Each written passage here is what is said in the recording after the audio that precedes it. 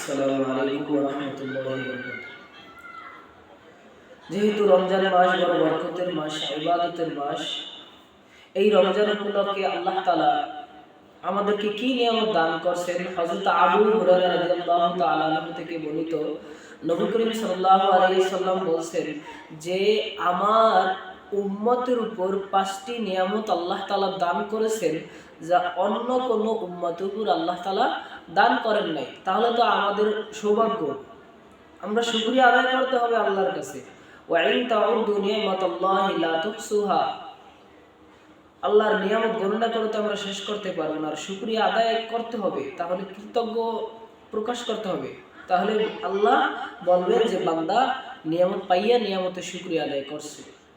এই 5টি আল্লাহ তাআলা যে আমাদেরকে যে নিয়ামত দান করেছেন, হযরত আবু হুরায়রা রাদিয়াল্লাহু তাআলা আনহু থেকে বর্ণিত, নবী করিম সাল্লাল্লাহু আলাইহি সাল্লাম বলেন যে আমার উম্মতের উপর 5টি নিয়ামত দান করা হয়েছে।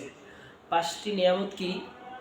যে 1 নম্বরে হলো রোজাদারের মুখে দুর্গন্ধ। এটা আল্লাহর কাছে অনেক প্রিয়, এটা আল্লাহ অনেক পছন্দ করেন। আল্লাহ যদি পছন্দ করেন তাহলে এটা তো অনেক ব্যাপার।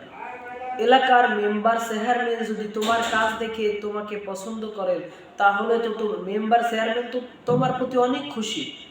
আমার আল্লাহ তাআলা বলেছেন যারা রোজা রাখে তাদের মুখের দুর্গন্ধ আমি আল্লাহর কাছে অনেক প্রিয়। 2 নম্বরে হলো ফেরেশতারা নদীর মাছ, সাগরের মাছ, সমুদ্রের মাছ সবাই রোজাদারের জন্য দোয়া করে ইফতার পর্যন্ত। এটা কত বড় বরকত! বেরোজাদার তাদের জন্য কারা দোয়া করে? তাদের জন্য দোয়া আসে না, দোয়া চাইতে হয়। অনেকের জন্য দোয়া চায়, ভাই আমার জন্য দোয়া করো। আবার অনেকে দোয়া চাইয়াও পায় না। কেন? তাদের মন থেকে দোয়া আসে না তার কাজ দেখে।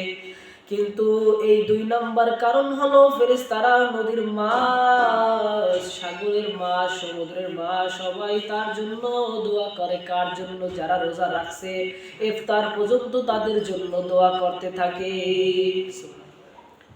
3 নম্বর হলো জান্নাত তাদের জন্য সাজানো হয় প্রত্যেকদিন। যারা রোজাদার, যারা কষ্ট করে তাদের জন্য জান্নাত প্রত্যেকদিন সাজানো হয় আনন্দ সহকারে। এই যে রোজাদার রোজা রাখে, তিনি যদি মৃত্যুবরণ করে সে জান্নাতে চলে যাবে। রোজা অবস্থায় যদি আল্লাহর খাঁটি বান্দা হয়, জান্নাত তার জন্য প্রত্যেকদিন সাজায়। আমি যখন একটা উদাহরণ, আমি যখন একটা বাড়ি করলাম, বাড়িটা প্রত্যেকদিন আমার জন্য সাজানো হয়। আমি আজকে যাব, আমার জন্য সাজানো হয়েছে। মেহমান যখন যাবে, মেহমানের উসিলায় বাড়ি সাজানো হয়। আমি যখন যাব আমার বাড়ি সাজানো হবে। আবার এরকম তারিখ দেব, আবার সাজানো হবে। রোজাদারের জন্য প্রত্যেকদিন জান্নাত সাজানো হয়। 4 নম্বর হলো ফেরেশতা, 4 নম্বর হলো শয়তানদেরকে শিকলবদ্ধ করে আটকিয়ে রাখা হয়।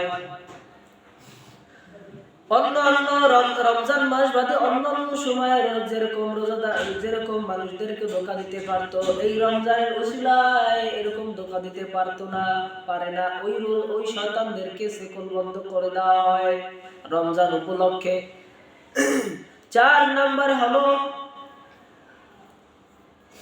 রমজানের শেষ রাত্রে গুনাহ মাফ করে দেওয়া হয়। 5 নম্বর হলো যে রমজানের শেষ রাত্র কি রোজাদারের গুনাহ মাফ করে দেওয়া হয়। এটা হচ্ছে বড় সৌভাগ্যবান, এটা হচ্ছে বড় বিষয়। কি হতে পারে যে আমরা রোজা রাখছি এত কষ্ট করে, কিন্তু আল্লাহ তাআলা যদি আমাদেরকে মাফ না করেন, আমরা রোজা রাখছি কিন্তু রোজার হক আদায় করি না, তাহলে এই রোজা রেখে কোনো লাভ আছে? লাভ অবশ্যই আছে, কিন্তু এই মনে করবেন না যে আমি রোজা রাখি, আমার রোজা তো হয় না, তাও রোজা রাখবো কেন? না, রোজা অবশ্যই রাখতে হবে, রোজার হক আদায় করতে হবে। 5 নম্বরে হলো রমজানের শেষ রাত্রে কি রোজাদারের গুনাহ খাতা সব মুছিয়ে দেয়। সুবহানাল্লাহ। কেউ যদি শিক্ষকের সামনে যদি ছাত্র অন্যায় করে, ওই ছাত্র যদি বলে ও স্যার আমি জীবনে যা অন্যায় করেছি, আপনার কাছে যতদিন পড়ালেখা করেছি, আজকে এই ভালো কাজের উসিলায় আমাকে মাফ করে দেন। একটা ভালো একটা গুণ থাকে, ওই গুণের উসিলায় শিক্ষক তার গুণ দেখে তাকে মাফ করে দেয়। আর আল্লাহ তাআলা বলছেন বান্দা বান্দি রোজা রাখছো, এতদিন কষ্ট করছো, এই শেষ রাত্রে উসিলায় তোমাদের জীবনের গুনাহগুলো মাফ করে দিলাম। সুবহানাল্লাহ। এই পাঁচটি নিয়ামত উম্মতি মুহাম্মাদের উপর আল্লাহ তাআলা দান করেছেন, অন্য কোন উম্মতের উপর আল্লাহ তাআলা দান করেন নাই, শুধু দান করেছেন শেষ নবীর উম্মত হওয়ার কারণে গর্ব। তাই আল্লাহ তাআলা আমাদেরকে আমল করার তৌফিক দান করেন, আমিন।